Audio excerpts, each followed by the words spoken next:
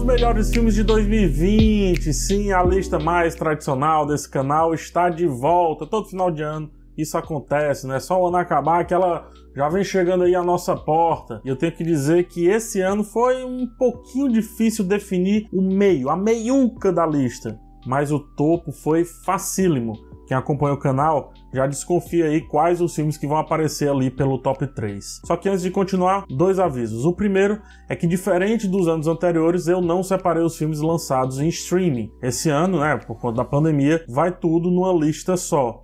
Tudo misturado. E o segundo aviso é só para lembrar vocês que essa é a minha lista, a minha visão de mundo. E você pode ter uma visão de mundo completamente diferente. Sendo assim, deixe nos comentários a sua lista também, caso não concorde com a minha. Aqui na descrição tem a lista completa com 20 filmes e também um link para o vídeo ali com os piores filmes do ano inteiro, né? E também algumas críticas dos filmes que foram indicados aqui. Combinado? Então vamos lá para a lista.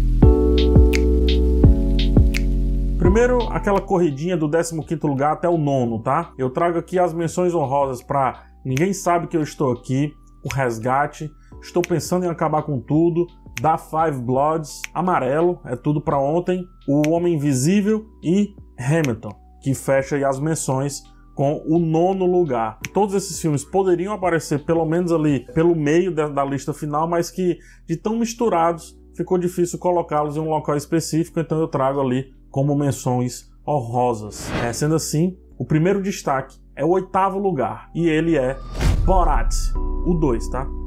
O filme é uma comédia absurdamente sarcástica, flerta bastante com o real, ele coloca em xeque a ética de alguns políticos do alto escalão americano e invade aí o nosso mundo real com as suas sátiras de modo que transcenda o fato de ser um filme de comédia e ele acaba sendo uma denúncia. O final do filme, o final do Borat 2, o coloca como, sei lá quantas vezes melhor do que o primeiro filme.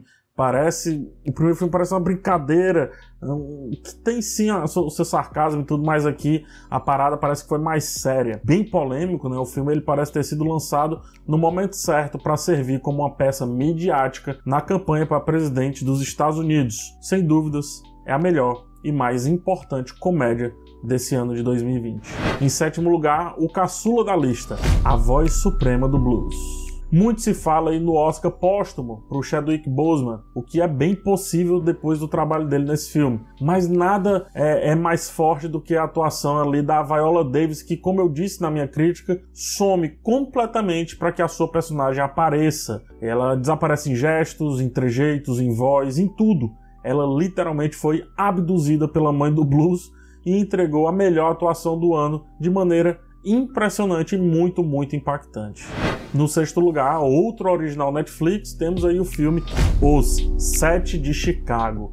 Esse filme ele me cativou de várias formas e flertou com muitos assuntos ao mesmo tempo. Inclusive o Sacha Baron Cohen, ator do Borat, ele aparece aqui em papel de relativo destaque, na verdade grande destaque, se a gente pensar bem. É um filme que mostra o sentimento apaixonado que se precisa ter para guiar causas sociais, o tanto que precisa ser deixado de lado para seguir por esse caminho e como a justiça americana não estava e talvez ainda não esteja tão pronta assim para lidar com aqueles que a colocam no âmbito do contraditório. O Sete de Chicago é um filme todo certinho ali, organizadinho, muito bem parametrizado, que sabe a hora certa de entregar um pouco mais, de nos mostrar um pouco mais da história, sabe manipular muito bem a audiência e tem pelo menos ali umas 3 cenas acachapantes de textos marcantes. O mínimo que podemos esperar de um roteiro escrito pelo mestre Aaron Sorkin, que aqui também dirige o filme, o que aí já não é tanto a praia dele, já não é tão bom. De quebra, apresenta um Ed Redmayne finalmente voltando a mostrar o grande ator que é, depois da carreira dele ter começado a titubear um pouco. Belíssimo filme. E um dos essenciais do ano, eu diria. Na 5ª colocação, eu trago Adam Sandler, com Joias Brutas. Esquecemos, mas o filme ele estreou para nós apenas em janeiro de 2020 e como esse ano pareceu ter 3 anos, ficou perdido aí na memória, mas Fazendo o Resgate é um dos grandes filmes do ano. Se o Adam Sandler aparece na lista de piores, aqui ele também cumpre a sina do ator dúbio que ele é. e também aparece na lista dos melhores. Joias Brutas se aproveitou muito bem dessa criação do homem estranho que o Adam Sandler sabe entregar muito interessante, sabe entregar com perfeição. Tem um ritmo frenético e vem com um final aquém da simplicidade, fazendo-nos pensar bastante sobre toda a jornada daquele homem. O filme ele chega a ser um pouco cansativo de tanta coisa que acontece. E a montagem, o roteiro, mas principalmente a atuação do Adam Sandler garantem esse ritmo absurdo. Saindo de um filme frenético para um filme calmo, porém denso, em quarto lugar eu trago The Sound of Metal. Depois de vários originais Netflix, voltamos aqui a um original Amazon, protagonizado por Riz Ahmed. É assim? Riz Ahmed. Sound of Metal ele entrega sensações diversas ao mostrar a história de um baterista de heavy metal que começa a perder a sua audição. Embarcamos aqui nessa agonia junto com o protagonista e aprendemos que ouvir muitas vezes é só um detalhe irrelevante que mais atrapalha do que ajuda a percebermos o que e quem está ao nosso redor. Em terceiro lugar, um filme que fez bastante sucesso quando foi lançado e merecido sucesso. Eu falo do filme O Poço. O filme espanhol, original Netflix, foi um dos grandes nomes ali do começo dessa pandemia desgraçada, né? Enquanto a gente estava preso em casa, o filme compartilhou conosco muitos demônios que estávamos, de certa forma, ali enfrentando. O isolamento, a inércia, a impossibilidade de fuga, o aprendizado de lidar com a nova situação, a adaptação, né? E por aí vai. Apesar de tocar em vários assuntos, é daqueles filmes que, como o Borat, ele surge também no time perfeito, deixando maior do que ele já é originalmente. Em O Poço, temos um homem preso em um local de difícil compreensão, mas cujo centro é oco e por ele, né, pelo centro, passa uma plataforma com um vasto banquete, uma mesa com um vasto banquete. O problema é que essa plataforma ela vai descendo, ou seja, como tem vários andares, quem estiver nos andares mais inferiores vai comer a sobra da sobra da sobra. E aí eu pergunto, parece algo com que a gente conhece aí? Esse negócio de mundo aqui? Sociedade? É isso? Sociedade. E aí, seguindo com filmes muito impactantes, o segundo lugar da lista vai para o polonês Rede de Ódio. Assim, eu não lembro de outro filme ter lidado tão bem com o que ficou escancarado em documentários como O Dilema das Redes e o Privacidade Hackeada. E eu diria também que o Citizenfour, né, o Cidadão 4, Citizenfour, que é o do Snowden.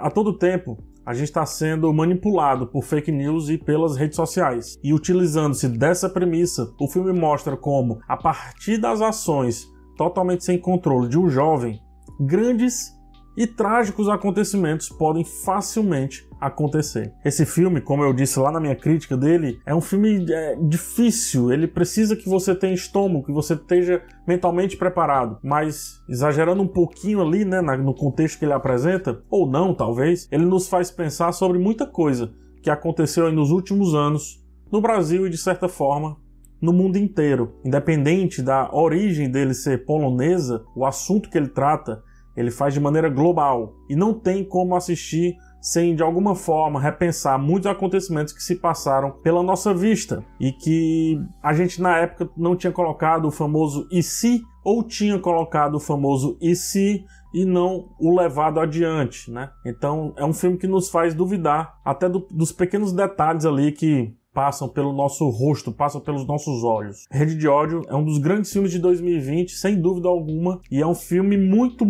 necessário que, mais do que ser assistido, precisa ser discutido, precisa ser desvendado, mostrado, dialogado sobre.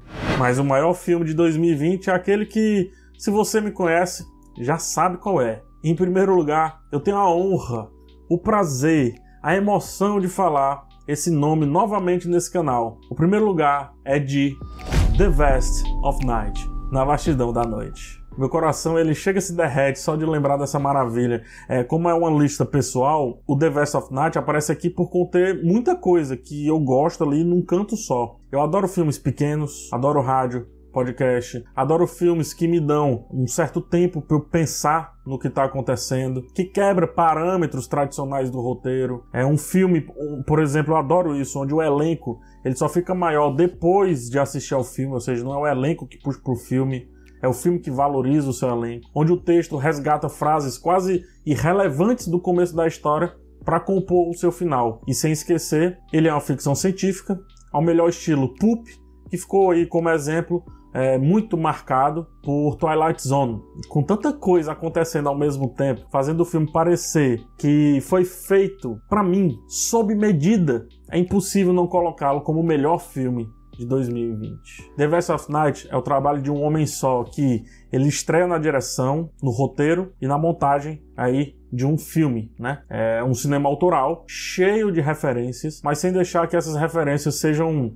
maiores do que a criatividade, do que a originalidade. The Vest of Night é o velho cinema marcando aí o novo cinema. Se não fosse o streaming, ele sumiria. Jamais ou muito dificilmente chegaria a tantos. Por exemplo, a mim. E, por exemplo, a essa lista como o melhor filme de 2020.